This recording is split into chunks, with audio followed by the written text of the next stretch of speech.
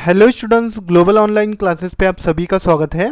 जैसा कि आपको सभी को पता है, सीटेट एग्ज़ाम के लिए हमने पेपर 1 के लिए एक सीरीज़ स्टार्ट की है, इन्वायरमेंटल स्टडीज़। ये यूनिट हम इसमें कवर करेंगे।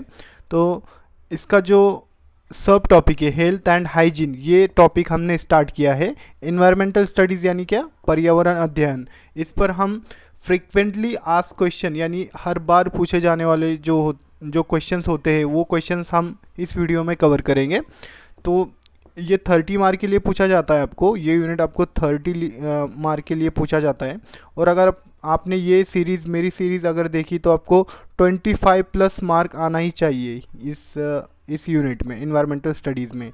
पेपर 1 में आपको ये 30 मार्क के लिए पूछा जाता है और जैसे कि वैसे क्वेश्चन आपको पूछे जाएंगे एग्जाम में। तो वीडियो को अंत तक ज़रूर देखना है आपको। हम ज़्यादा टाइम वेस्ट नहीं करेंगे, हम बढ़ते हैं क्वेश्चंस की ओर। तो आज का फर्स्ट क्वेश्चन है हमारा, what is the significance of hand washing in preventing disease, यानी बीमारियों से बचाव में हाथ धोने का क्या महत्व है। तो क्या महत्व है?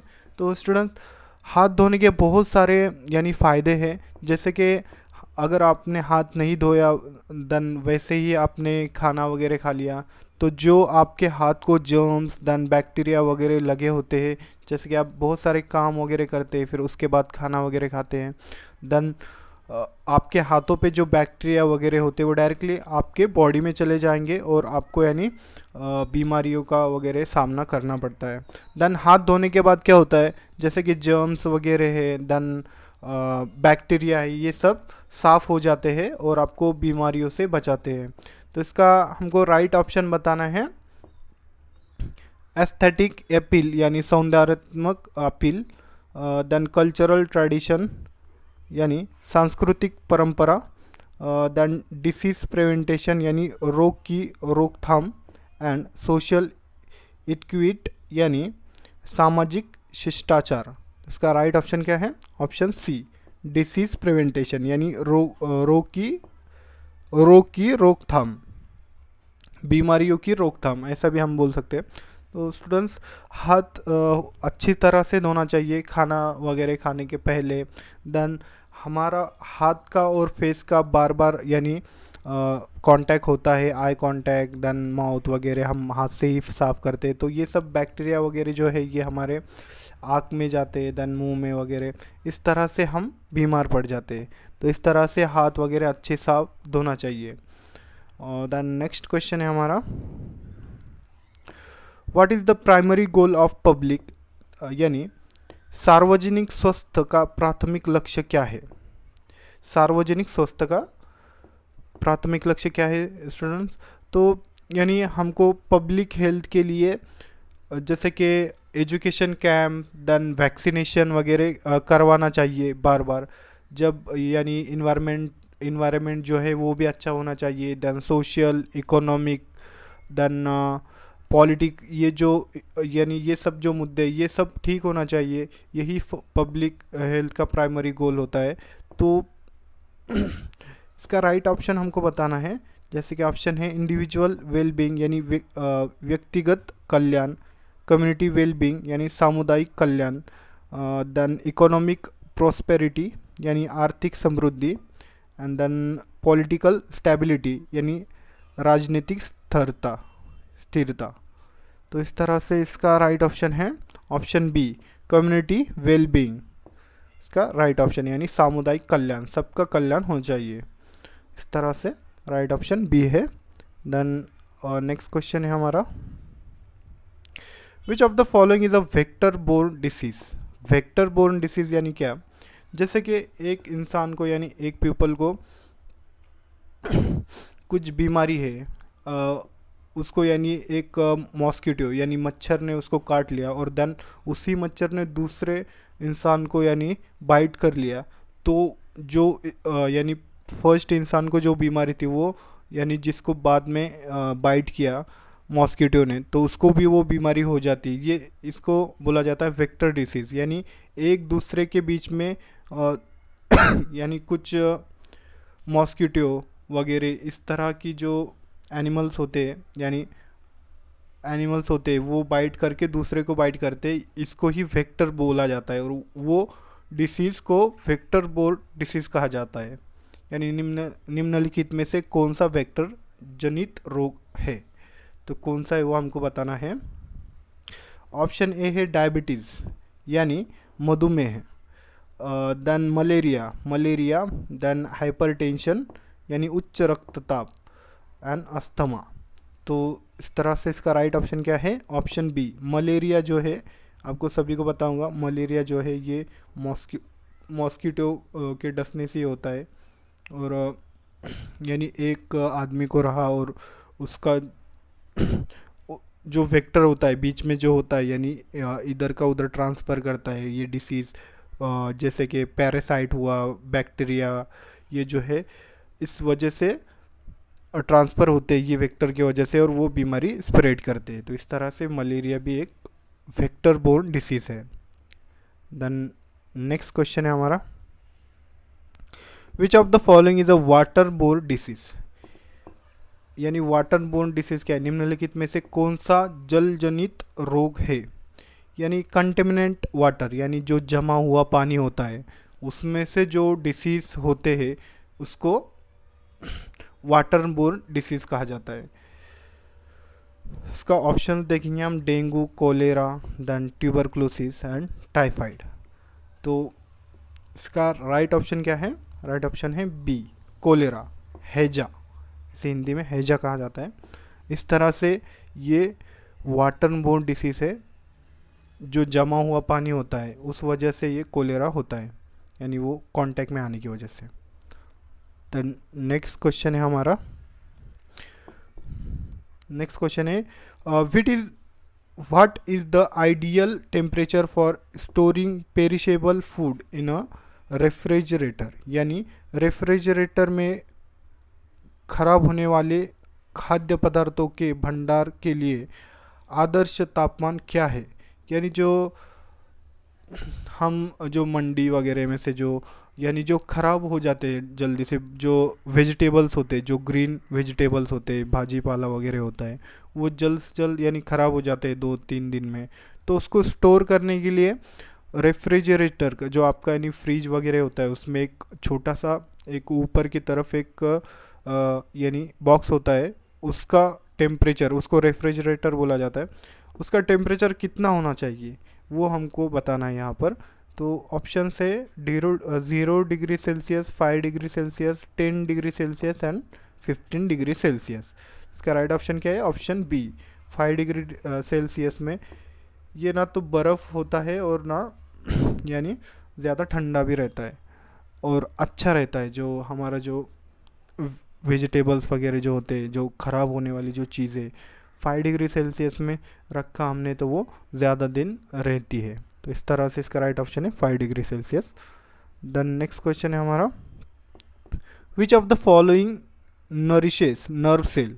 यानी निम्नलिखित में से कौन सा तंत्रिक कोशिकाओं को पोषण देता है? यानी हमारा जो दिमाग की जो नर्व सेल होती है उनको कौन पोषण देता है वो हमको बताना है। जैसे कि इंसान के हर अलग अलग पार्ट में अलग अलग विटामिन्स वगैरह होते हैं जो पोषण देते हैं अलग अलग। जैसे कि हमने आँख ले ली, आँख में हमारे जो प्रोटीन यानी कैरोट नामक एक पोषण होता है, वो पोषण देता है आँखों को। देन नेल्स वगैरह जो नाखून वगैरह है उसको कैल्शियम वगैरह लगता है। तो इस तरह से अलग अलग पार्ट को अलग अलग नीड होती है हमारे। तो नर्व सेल को क्या कौन सा विटामिन वहाँ पर यानी उसको लगता है वो देखेंगे हम। Vitamin A, vitamin B1, vitamin C and vitamin D. इसका राइट ऑप्शन है विटामिन B1। ये नर्व सेल को पोषण देता है, यानी दिमाग की नसें जो वगैरह है उनको पोषण देता है। सेल्स जो होती है हमारे दिमाग में उनको पोषण देता है B1। देन नेक्स्ट क्वेश्चन है हमारा, which of the following vitamin is produce in the rays of sun? यानी निम्नलिखित में से कौन सा विटामिन सूर्य की किरणों में उत्पादन होता है? जैसे कि आपको पता है सनलाइट से बहुत सारे फ़ायदे होते हैं। जैसे कि प्लांट का जो है पूरा यानी डाइजेस्टिव सिस्टम जो होता है उनका, यानी जैसे कि फोटोसिंथेसिस वगैरह होता है उसमें से, यानी वो एनर्जी उनको मिलती है, देन वो झाड़ जो प्लांट वगैरह वो ग्रो होते हैं। उसी तरह से एनिमल्स देन ह्यूमंस यानी जो इंसान है उसमें भी सनलाइट का बहुत बड़ा यानी उसका पार्ट है। अलग अलग विटामिन्स वगैरह भी वो क्रिएट करता है हमारे अंदर। तो वो कौन सा विटामिन है जो कि प्रोड्यूस होता है हमारे अंदर सन रेज से, वो देखना है हमें। Vitamin B, vitamin A, vitamin C and vitamin D. इसका राइट ऑप्शन है विटामिन डी। जैसे कि 15 से 20 मिनट हम अगर सवेरे की जो यानी रेज होती है, सनराइज़ जब होता है और अच्छी तरह से थोड़ी थोड़ी यानी हल्की हल्की धूप जब गिरती है, तो हमने 15 से 20 मिनट हम अगर रुक गए धूप में, तो हमारे सेहत के लिए अच्छा होता है। विटामिन डी उससे यानी प्रोड्यूस होता है, और ये जो हड्डियाँ वगैरह होती है हमारी, कैल्शियम वगैरह होता है, इसके लिए फ़ायदेमंद है vitamin D. Then next question है हमारा, which of the following is a non communicable disease. Non communicable disease क्या है? निम्नलिखित में से कौन सा एक गैर संचारिक रोग है? तो वो बताना है हमें।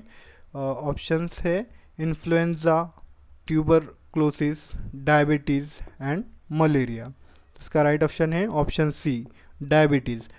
ऐसे यानी ये घातक रोग होते हैं नॉन कम्युनिकेबल, यानी ये डायरेक्टली इंसान इससे डेड हो जाता है, जैसे कि हार्ट अटैक है, कैंसर्स है। इस तरह से ये अलग अलग डिसीज़ है जो कि मिडल और लो क्लास की जो कंट्रीज़ है उसमें ज़्यादा पाए जाते हैं।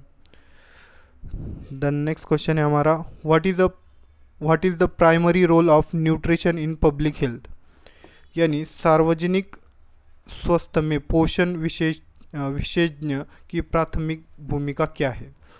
तो न्यूट्रिशन देने के लिए पब्लिक में प्राइमरी रोल जो है, जैसे कि भोजन के जो है कैंप लगाए जाए, देन वैसा नहीं कर सको तो घर घर दे हमें, यानी जो पब्लिक है, जो हमारा पॉपुलेशंस है, यानी जो हमारी कम्युनिटी देन सोसाइटी वगैरह है, वहाँ पर हम घर घर जाकर यानी जो न्यूट्रिएंट है वो हम दे। तो इस तरह से ये प्राइमरी रोल है। उसके लिए क्या करना चाहिए? डायग्नोसिंग डिसीज़ यानी रोग का निदान करना चाहिए। देन डिज़ाइनिंग मील प्लान्स यानी रोगों का भोजन योजनाएं डिज़ाइन करना चाहिए। देन एडमिनिस्ट्रेटिंग वैक्सीन यानी टीके लगाना चाहिए। देन कंडक्टिंग सर्जरीज यानी सर्जरी करना चाहिए। इसका राइट ऑप्शन क्या है? Option B, design meal plan यानी भोजन योजनाएं डिज़ाइन करना चाहिए। इस तरह से न्यूट्रिशन यानी पब्लिक में न्यूट्रिशंस की कमी नहीं होंगी, तो उसको बीमारियों वगैरह से भी बचाया जा सकता है। तो इस तरह से इसका राइट ऑप्शन है design meal plan. Then next question है हमारा। तो इस तरह से स्टूडेंट्स हमारे जो क्वेश्चंस है वो समाप्त हुए यहाँ पर।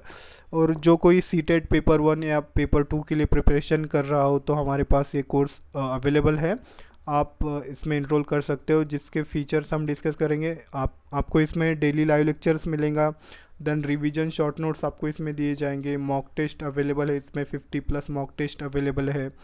देन MCQs क्वेश्चंस बैंक आपको इसमें दी जाएंगी, जिसमें most repeated questions, then frequently asked question आपको इसमें दिए गए हैं। इसका जो फ़ीस है ये सिर्फ 2000 फ़ीस है, और अगर आप बोथ पेपर लेते हो तो 3000 फ़ीस है, और एक ही पेपर लेते हो या पेपर 1 या फिर पेपर 2 तो उसका 2000 फ़ीस है। तो स्टूडेंट्स इस नंबर पर आप कॉल कर सकते हो और कोर्स को ज्वाइन कर सकते हो। इस तरह से ये कोर्सेज के फीचर्स है। इस नंबर पर कांटेक्ट कीजिए और कोर्स को ज्वाइन कीजिए। देन हमने आज जो है हेल्थ एंड हाइजीन देखा, ये यूनिट हमने यानी ये सब टॉपिक हमने कवर किया है। और आगे का जो है pedagogical issues and approaches in teaching environmental studies, ये ही एक रहा है हमारा। हेल्थ एंड हाइजीन पर 1 या 2 लेक्चर होंगे अभी, उसके बाद हम नेक्स्ट सब टॉपिक स्टार्ट करेंगे। तो इस तरह से आज का हमारा लेक्चर था। अगर आपको लेक्चर पसंद आया होगा तो लाइक कीजिए एंड हमारे चैनल को अवश्य सब्सक्राइब कीजिए। Thank you.